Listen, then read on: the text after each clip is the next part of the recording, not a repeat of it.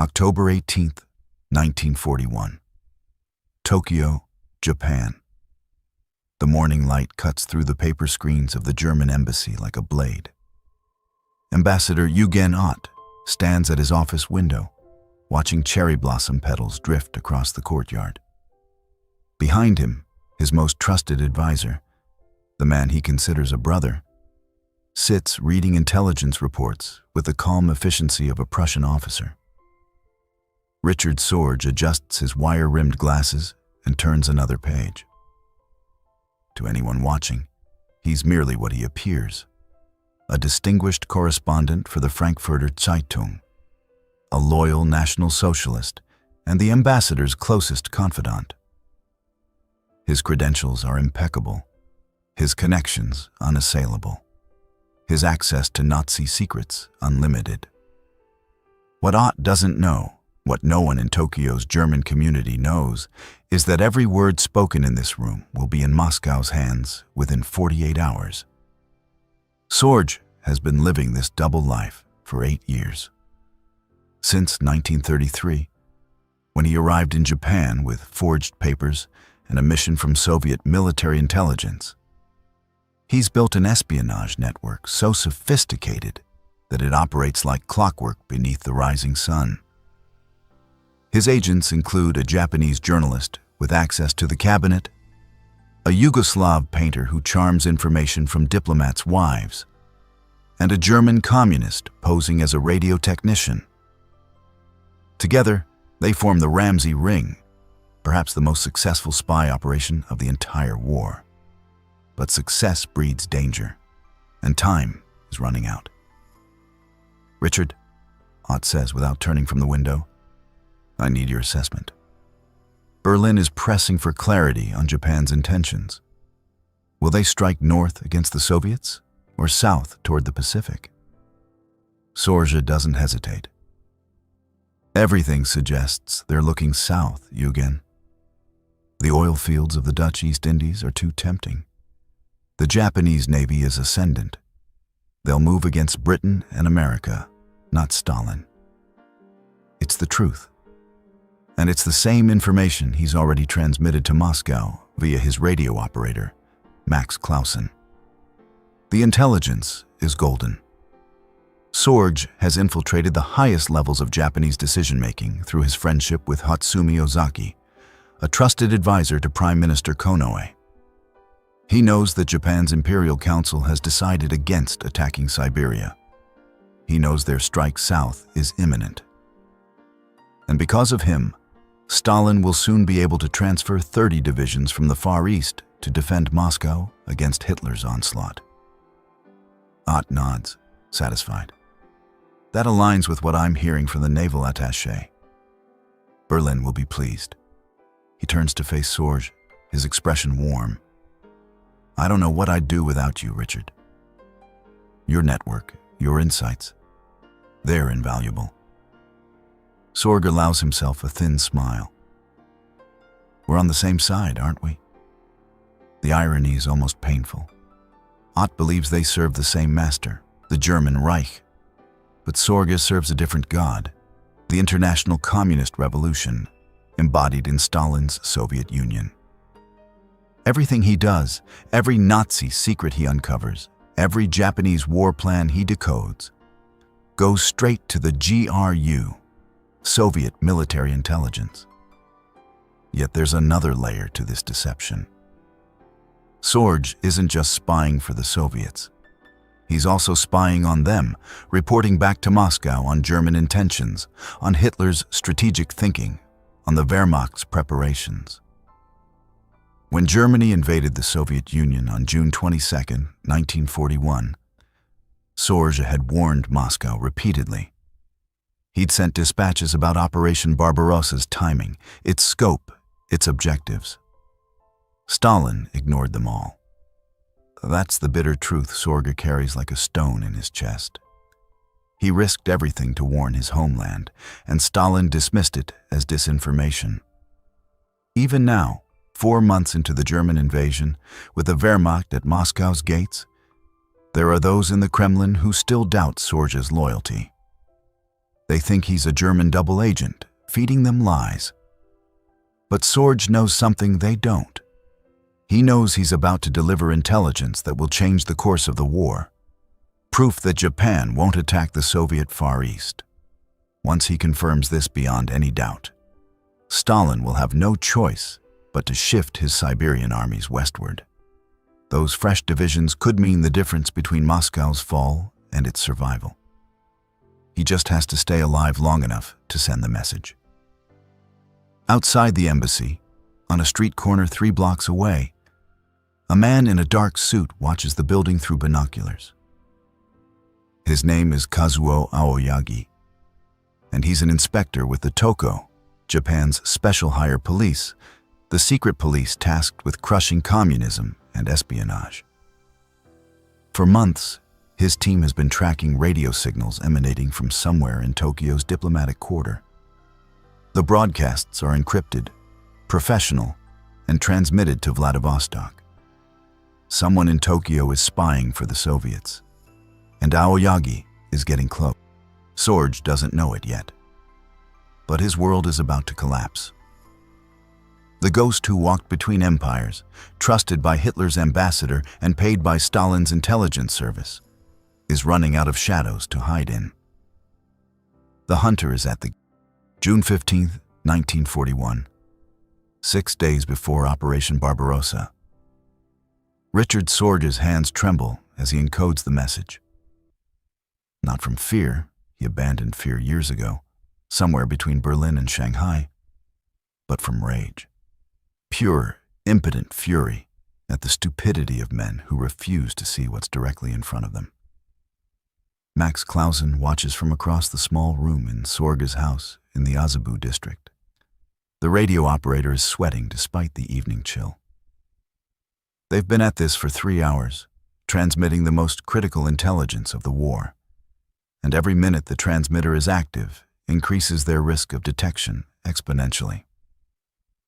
Last section, Sorge mutters, his fingers flying across the encoding pad. The message is explicit, damning, irrefutable. German invasion of USSR set for June 22nd, confirmed by German air attaché. 170 divisions massed along border. Objective: destruction of Red Army and capture of Moscow before winter. This is not disinformation. This is fact. It's the 5th warning he's sent in as many weeks. He's provided Stalin with the exact date, the German order of battle, the operational objectives, even the code name, Barbarossa. He's risked exposure by pressing his sources too hard, by asking questions that a mere journalist should never ask. He's obtained documents that could hang him 10 times over. And Moscow has done nothing. Clausen taps out the final sequence in Morse code, then quickly disassembles the radio and hides it beneath the floorboards. It's done, he says quietly. But Richard, if they haven't listened to the previous 4 warnings, they'll listen to this one. Sorge's voice is steel. They have to. But even as he says it, he knows it's a lie. Stalin has already made up his mind. The Soviet dictator is convinced that Hitler won't attack, that Germany can't afford a 2-front war while Britain still stands. Every warning from Sorge, from other agents, from even Stalin's own generals, has been dismissed as British disinformation designed to provoke a Soviet-German war. Stalin trusts Hitler more than he trusts his own spies. Sorge pours himself a whiskey and walks to his window overlooking Tokyo's glittering nightscape. He thinks about how he got here. This strange, impossible life of triple identities and divided loyalties. Born in Baku in 1895 to a German father and Russian mother, he'd fought for Germany in the Great War, been wounded, radicalized. By 1919, he was a committed communist, joining the German Communist Party and later fleeing to the Soviet Union when the Nazis began their rise. The GRU recruited him in 1929, recognizing his unique value. A German who looked and sounded like a perfect Nazi, but whose heart belonged to Moscow. They'd sent him first to Shanghai in 1930, where he'd established his legend as a journalist and intelligence operative. Then, in 1933, came the crown jewel assignment, Tokyo. Build a network, infiltrate the German and Japanese establishments, report on the threat from the East. He'd exceeded every expectation. Within 2 years, he'd befriended Ambassador Ott, who'd been a military attaché then. He'd cultivated Hatsumi Ozaki, whose connections reached into the Japanese cabinet. He'd recruited Branko de Vukelic, a Yugoslav journalist who could charm secrets from anyone. His network stretched from sake houses to embassy ballrooms, from newspaper offices to military headquarters. But there was always a cost. Sorja had to be a Nazi to spy on Nazis. He'd attended their rallies, toasted their victories, parroted their ideology. He'd watched the swastika rise over German embassies across Asia and forced himself to smile. Every Nazi he befriended felt like a betrayal of everything he believed.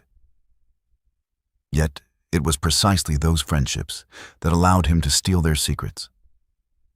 The cognitive dissonance would have destroyed a lesser man. But Sorja survived by compartmentalizing ruthlessly. The Nazi Richard Sorge was a mask, a performance. The real Sorge, the communist, the spy, the believer in international revolution, remained locked away, emerging only in the dark hours when he transmitted intelligence to Moscow. Now, watching Tokyo's lights, he wonders if it's all been for nothing. If Stalin ignores this warning too, if Hitler's panzers smash through Soviet defenses and roll toward Moscow unopposed, then everything, every risk, every betrayal, every lie, will have been wasted. 7 days later, Operation Barbarossa begins exactly as Sorja predicted. 3 million German soldiers pour across the Soviet border in the largest invasion in human history. Stalin, caught completely off guard despite months of warnings, suffers a nervous breakdown and disappears to his dacha for days. The Red Army, unprepared and wrongly positioned, loses entire armies in the opening week. In Tokyo, Sorja reads the reports coming from Berlin and feels something break inside him. He'd been right. He'd warned them, and they'd ignored him. But he doesn't have time for despair. Because now a new question emerges, one that might still save the Soviet Union. Will Japan attack from the east? Ambassador Ott summons him to the embassy on July 2nd. Richard, I need you to work your magic again. Tokyo is buzzing with rumors. Some say Japan will declare war on the Soviets and strike into Siberia while they're reeling. Others say they'll remain neutral and focus on Southeast Asia. Berlin needs to know, and more importantly, Moscow needs to not know what Japan decides. Sorge nods gravely, hiding his racing pulse. I'll see what I can learn. What Ott doesn't realize is that he's just asked his closest confidant to solve the single most important intelligence question of 1941. If Japan attacks Siberia, the Soviet Union will face a two-front war it cannot win. Stalin will have to keep his Far Eastern armies in place, leaving Moscow desperately undermanned against the Wehrmacht. But if Japan strikes south, if they choose to attack the British, Dutch, and Americans instead, then Stalin can transfer those Siberian divisions westward. 30 divisions of fresh, winter-trained troops could turn the tide at Moscow. Everything depends on what Tokyo decides. And everything depends on Sorja finding out. Over the following months, Sorge orchestrates his greatest intelligence coup. Through Ozaki, he learns that the Imperial Council has decided Japan will not attack the Soviet Union. They'll strike south toward the oil fields they desperately need. Through Ott and other German sources, he confirms the Japanese military's dispositions, forces moving south, not north. By September, he's certain. By October, he's transmitted the proof Moscow needs. And in the third week of October, even as Sorge sends his final confirmations, the Toko closes in. Inspector Aoyagi has been patient. His radio detection teams have narrowed the source of the transmissions. His surveillance teams have identified suspects. And on October 10th, 1941, they arrest Miyagi Yotoku, one of Sorge's Japanese agents. Miyagi holds out for 8 days under torture. Then he breaks. He gives them a name, Ozaki.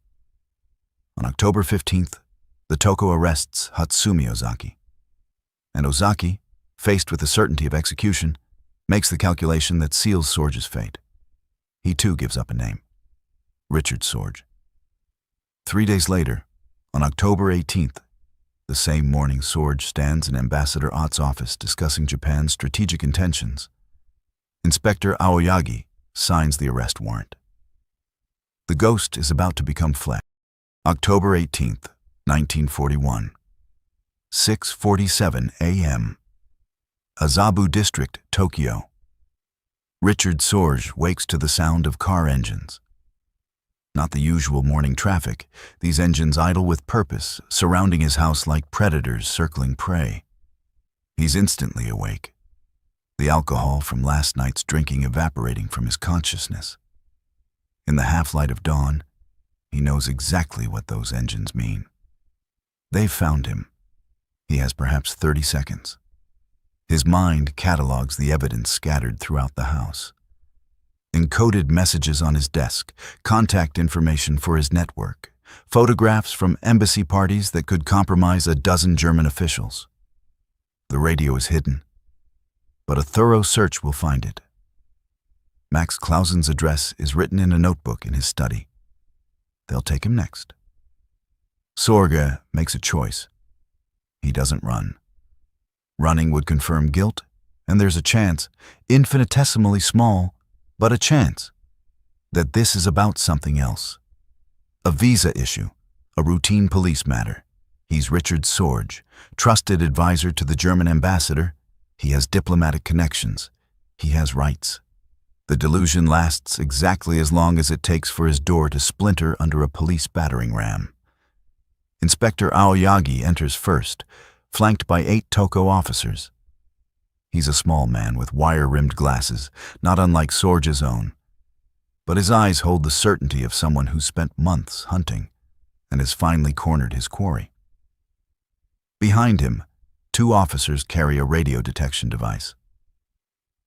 Richard Sorge, Aoyagi says in perfect German, "You are under arrest for espionage against the Empire of Japan and transmission of state secrets to the Soviet Union."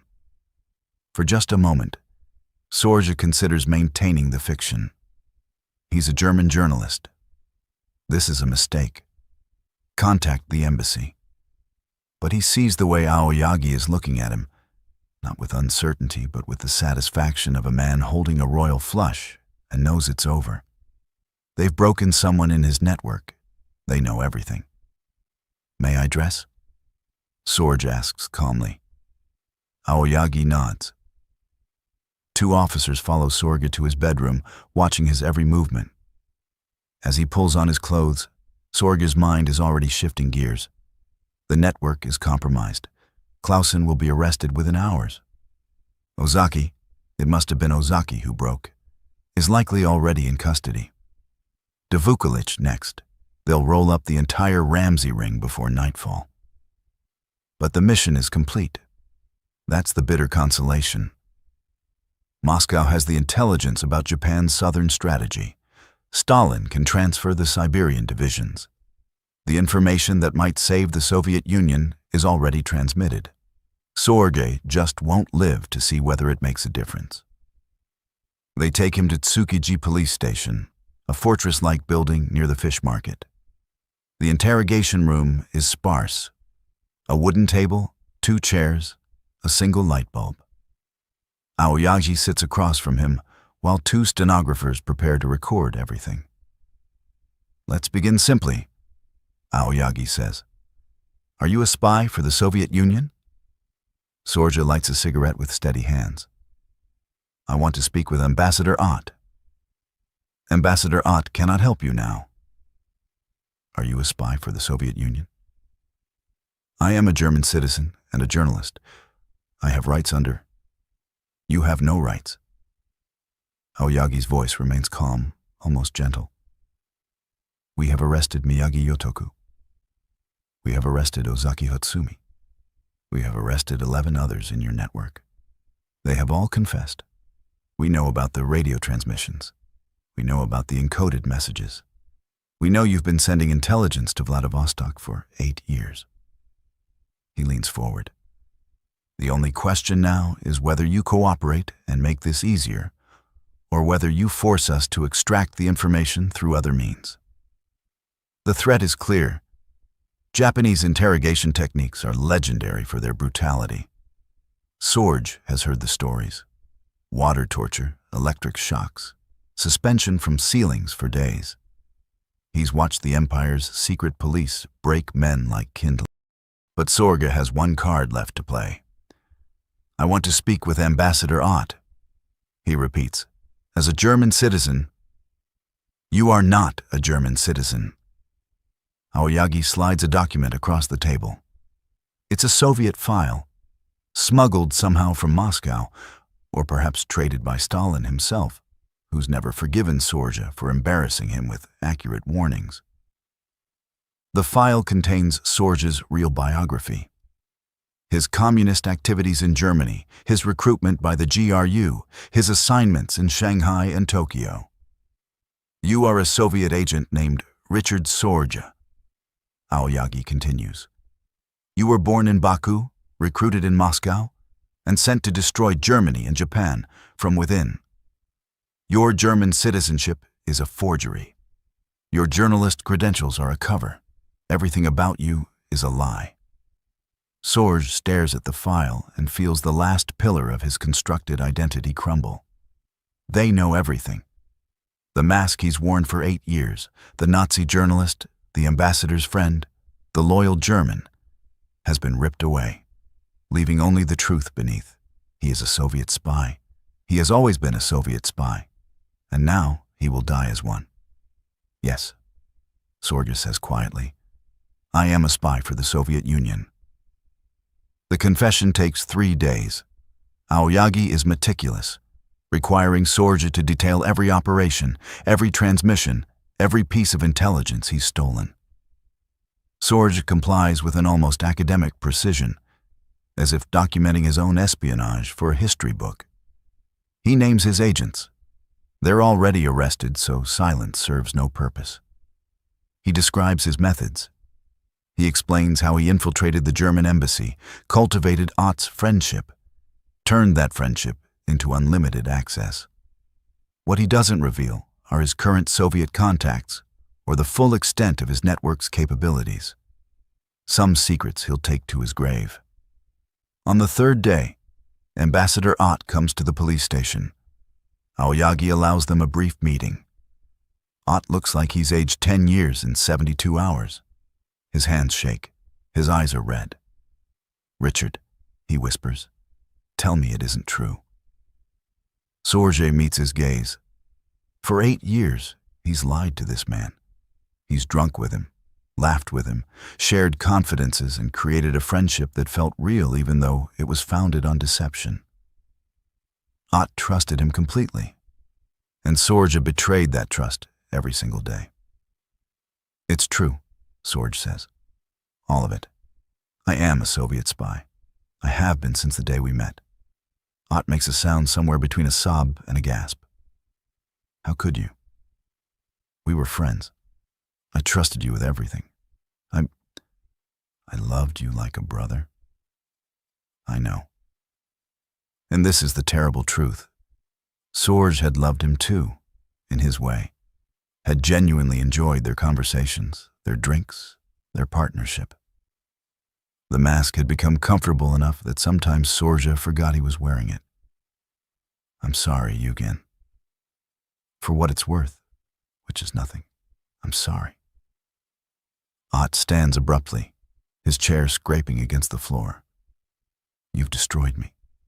My career, my reputation. 8 years of intelligence you've stolen. How many German soldiers will die because of you? How many? Sorge doesn't answer. The truth, that he hopes many German soldiers will die, that he's been working to ensure the Wehrmacht's defeat, would be too cruel. Ott leaves without another word. Sorge never sees him again. Over the following weeks, the full scope of Sorge's espionage emerges. The Toko uncovers documentation of hundreds of intelligence reports sent to Moscow. German battle plans, Japanese war strategies, assessments of Nazi-Soviet relations, warnings about Pearl Harbor's vulnerability. Sorge's network had penetrated the highest levels of both the German and Japanese governments. The Japanese are quietly furious. The Germans are humiliated. And Moscow? Moscow maintains complete silence. No acknowledgement that Sorge was theirs. No diplomatic protests. No attempts at prisoner exchange. Stalin abandons his most successful spy without a word. Sorge sits in his cell in Sugamo prison and realizes the final betrayal. He sacrificed everything for the Soviet Union, his identity, his safety, his life. He warned them about Barbarossa, saved them from a two-front war, delivered intelligence that may have prevented Moscow's fall. And they won't even admit he exists. April 29th, 1943. Ichigaya Court, Tokyo. The courtroom is sweltering. Spring humidity presses through the windows like a damp cloth, and Richard Sorge sits in the defendant's box wearing the same gray prison uniform he's worn for 18 months. His face is gaunt, his legendary charm reduced to hollow cheekbones and shadows beneath his eyes. But his posture remains erect, defiant. Around him, the machinery of Japanese military justice grinds forward with bureaucratic precision. 3 judges in formal robes sit at the bench. The prosecutor, a methodical man named Tamazawa Mitsusada, stands with a stack of evidence 3 feet high, confessions, intercepted transmissions, photographs, testimony from the 17 members of Sorge's network who've been arrested. The trial has taken nearly a year and a half to reach this point.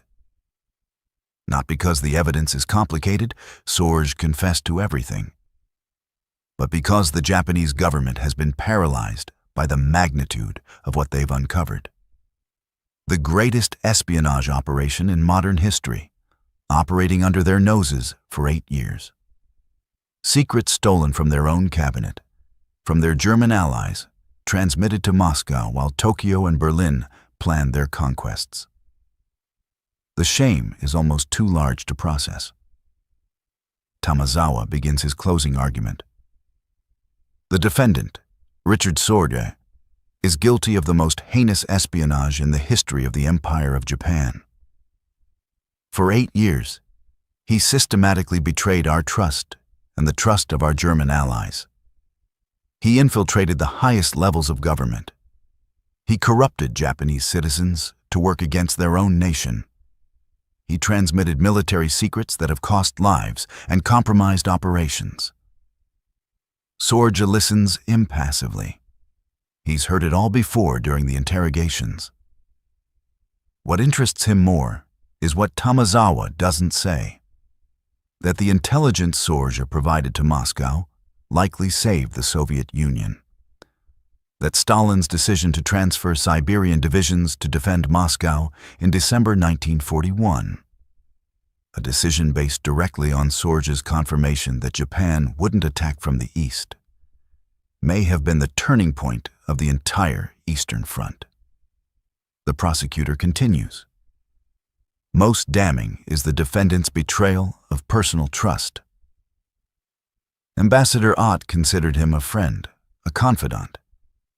Instead, Sorge used that friendship to steal German military secrets, including advanced knowledge of Operation Barbarossa. He warned the Soviets of Germany's invasion plans, warnings that were tragically ignored. But this does not diminish his treachery. There it is, the one detail that still burns in Sorge's chest like hot coals. He'd been right about everything. Barbarossa's date, its objectives, its scale. He'd screamed the warning to Moscow in every way he could, and Stalin, in his paranoid certainty, had dismissed it as disinformation. 27 million Soviet citizens will die in the war that Sorge tried to prevent. But his intelligence about Japan changed everything. When Sorge confirmed that Tokyo would strike south toward Pearl Harbor instead of north into Siberia, Stalin gained the freedom to strip the Far East of troops. In December 1941, as German forces froze outside Moscow, those Siberian divisions, fresh, winter-trained, and ferocious, smashed into the Wehrmacht's flanks. The German advance stalled. Moscow held.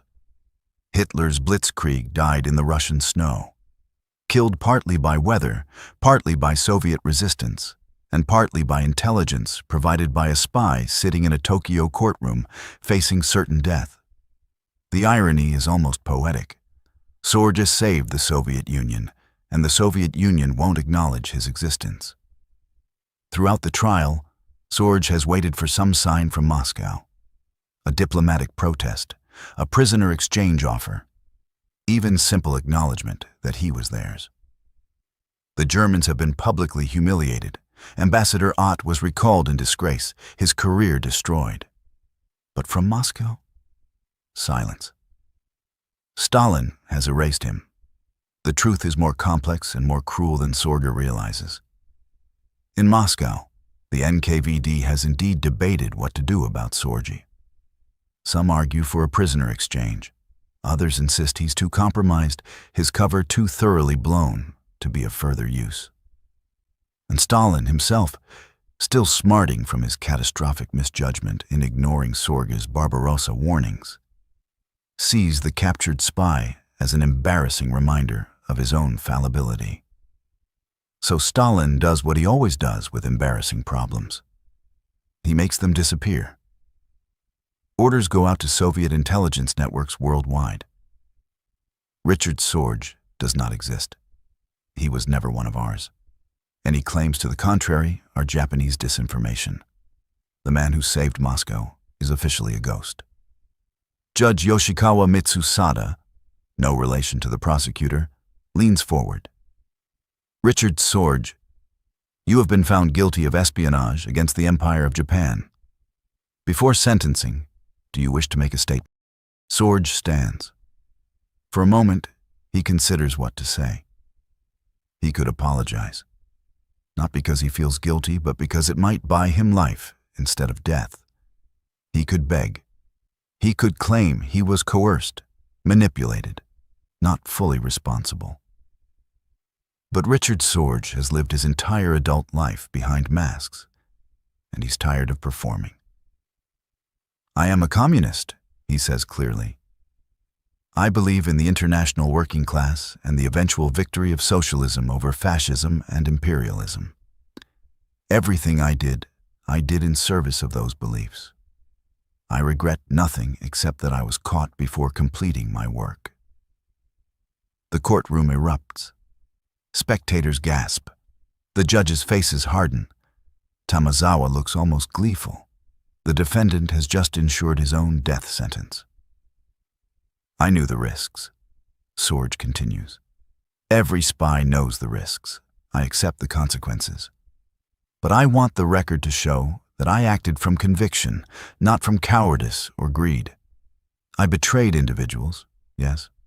I betrayed Germany and Japan. But I did not betray my principles. He sits down. The judges confer briefly, more for show than necessity. The verdict was never in doubt. Richard Sorge, Judge Yoshikawa pronounces, you are hereby sentenced to death by hanging. Sentenced to be carried out at a time determined by the Ministry of Justice. May the Emperor have mercy on your soul. Sorge nods once, accepting it.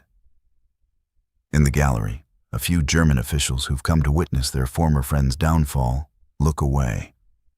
They'd once drunk with this man, trusted him, loved him. Now they watch him sentenced to death and feel nothing but betrayal. The guards lead Sorge back to Sugamo prison. His cell is small, barely 6 feet by 9, with a single barred window facing north. He'll spend the next 2.5 years here, waiting for the noose. But even now, even facing execution, Sorge's mind remains sharp. He knows the war is turning. By mid-1943, the Germans are reeling from Stalingrad's catastrophe. The Eastern Front has become a meat grinder that's devouring the Wehrmacht. In the Pacific, Japan is beginning to lose its grip. Midway Guadalcanal, the slow strangulation of the empire's supply lines. The Axis is dying, and Sorge, locked in his cell, knows that his intelligence helped kill it. He writes letters to Moscow that are never sent. He drafts memoirs that the Japanese confiscate. He reads everything his guards bring him, newspapers, books, even propaganda, analyzing the war's progress with the same analytical rigor he once applied to espionage. And he waits. In his cell, late at night when the prison is silent, Sorge sometimes thinks about Eugen Ott. The friendship had been real in its way. The betrayal was necessary, but it was still betrayal.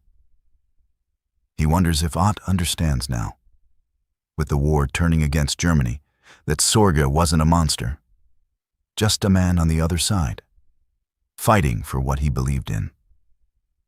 Probably not. Betrayal doesn't care about justifications. Hatsumi Ozaki, arrested with Sorge, occupies a cell 3 doors down.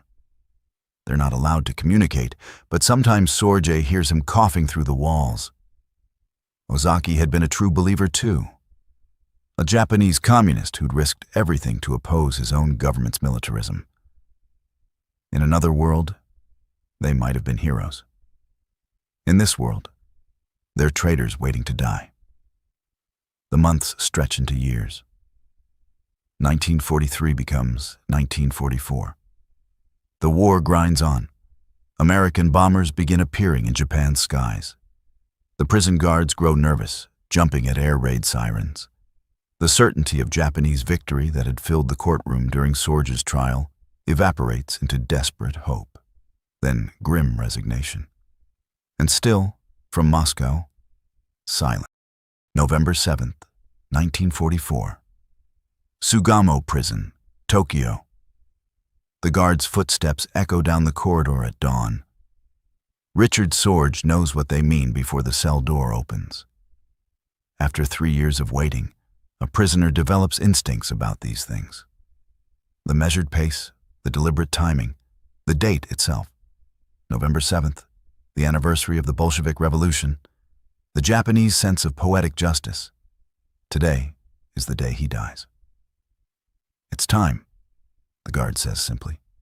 No ceremony, no dramatics. Just a statement of fact.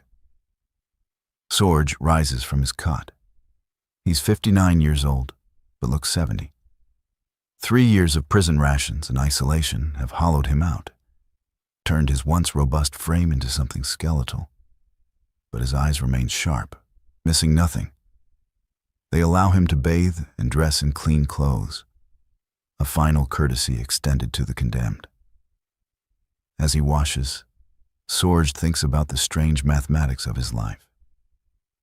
He's been a spy for 15 years. He's stolen secrets that changed the course of history. He's saved a nation that won't acknowledge his existence.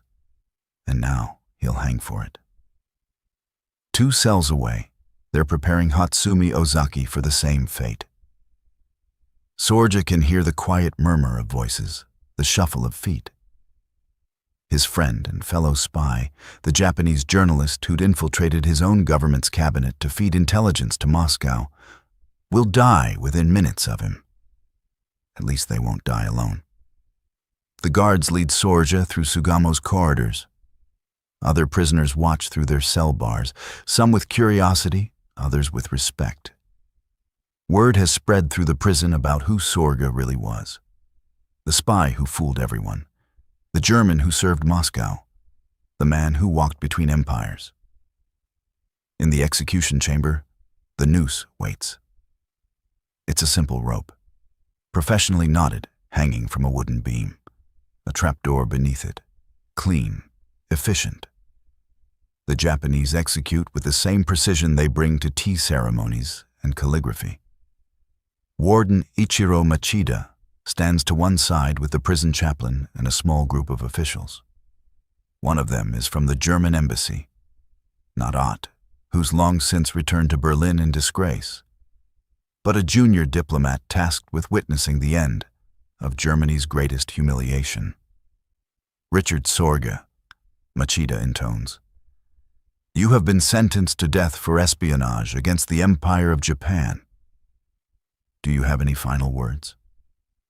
Sorge looks at the noose, then at the assembled witnesses. For 3 years he's been silent, refusing interviews, declining to write confessions beyond what he'd already given during interrogation. But now, standing at death's door, he finds he has something to say after all. I lived by my convictions, he says in German, his voice steady. I still believe, in a world beyond nationalism and empire. I believed in international solidarity, in the working class, in a future without fascism. He pauses, searching for words. I was a soldier in a different kind of war. I served my cause as faithfully as any Wehrmacht officer or imperial soldier served theirs. The only difference is that I lost, and I must pay the price of losing. He looks directly at the German diplomat. Tell Berlin that I regret the friendships I betrayed, but not the betrayal itself. Fascism had to be stopped. I did what I could to stop it. The diplomat looks away, uncomfortable. And tell Moscow, Sorge's voice catches, then firms.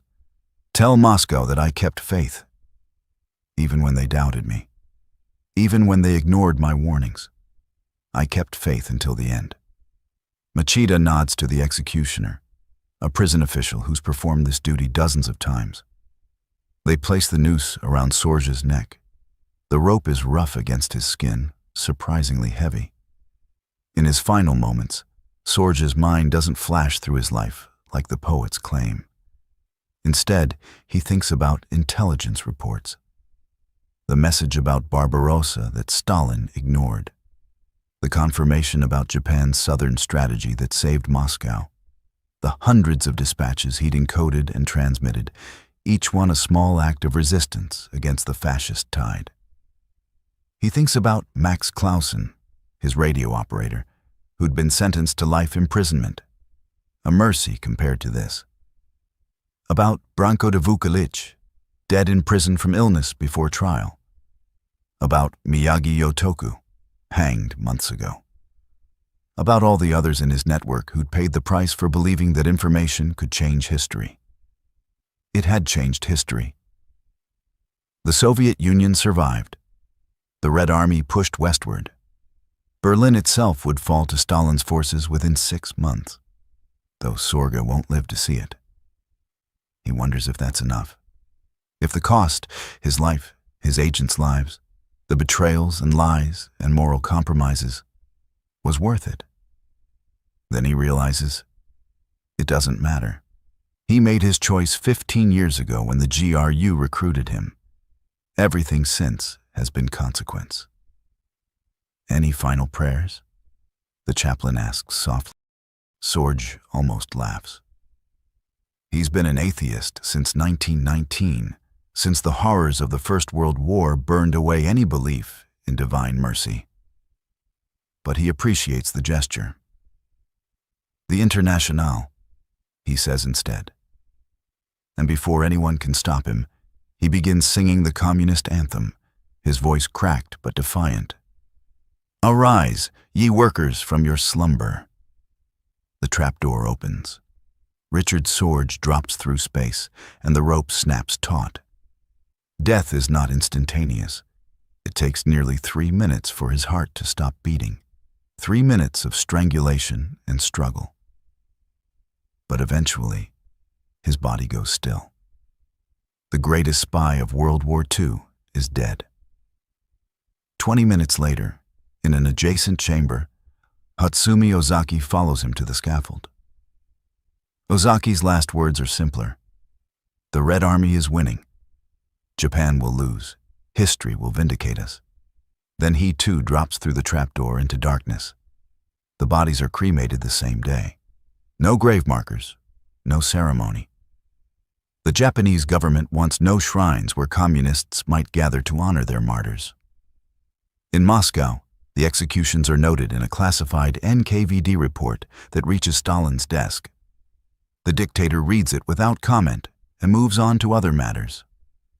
Officially, the Soviet Union still doesn't acknowledge that Richard Sorge ever existed. But history has a way of correcting the record. In 1964, nearly 20 years after the war's end, the Soviet government finally admits the truth. Richard Sorge was theirs. He was a hero of the Soviet Union, their most successful spy, the man whose intelligence helped save Moscow and turn the tide of the Eastern Front. They issue commemorative stamps with his face. They name streets after him. They build monuments. The vindication comes too late to save him, but it comes nonetheless. In Germany, historians slowly piece together the scope of Sorge's penetration of Nazi intelligence networks. They discover that virtually everything the Wehrmacht shared with the Japanese between 1933 and 1941 ended up in Moscow within days. The embarrassment is profound and lasting. In Japan, the case files are eventually declassified. Scholars read Sorge's interrogation transcripts and are struck by his intelligence, his conviction, his refusal to apologize for what he'd done. Some come to respect him, even admire him, a man who'd stood by his principles unto death. Huguenot never recovered from the betrayal. He returned to Germany in disgrace, was investigated by the Gestapo for incompetence, and spent the rest of the war in bureaucratic exile. He died in 1977, and in his final years, he reportedly told friends that Sorge had been the best and worst thing that ever happened to him. The intelligence Sorge provided changed everything. His warnings about Barbarossa, though ignored, proved his reliability. His confirmation that Japan wouldn't attack Siberia gave Stalin the freedom to move 30 divisions westward.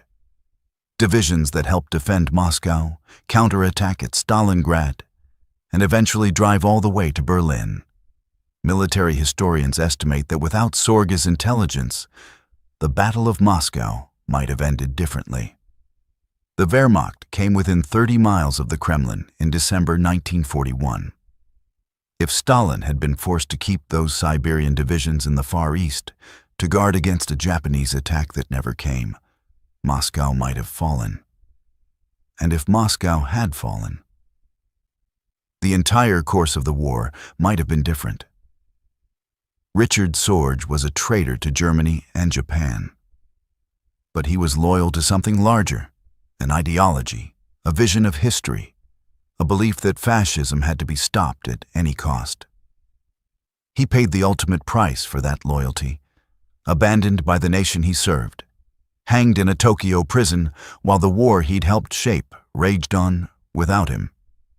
He was a spy both Hitler and Stalin trusted. Hitler trusted him with Germany's deepest secrets. Stalin trusted him enough to base life-and-death strategic decisions on his intelligence, eventually. And both paid a price for that trust. Hitler paid with his dream of Lebensraum in the East, crushed by Soviet armies whose survival Sorge helped ensure. Stalin paid with his reputation. His catastrophic failure to heed Sorge's warnings about Barbarossa became one of history's greatest intelligence disasters. But Sorge paid the highest price of all. He gave his life, his identity, and his soul to a cause that disowned him. He died alone, unmourned by the nation he served, reviled by the nations he betrayed. Yet in the end, he won. The fascist tide he'd spent his life fighting was turned back. The ideology he believed in, however flawed, however blood-stained, survived the war that might have destroyed it. Richard Sorge was buried in an unmarked grave in a Tokyo cemetery. But his intelligence echoes through history, a ghost that helped save the world.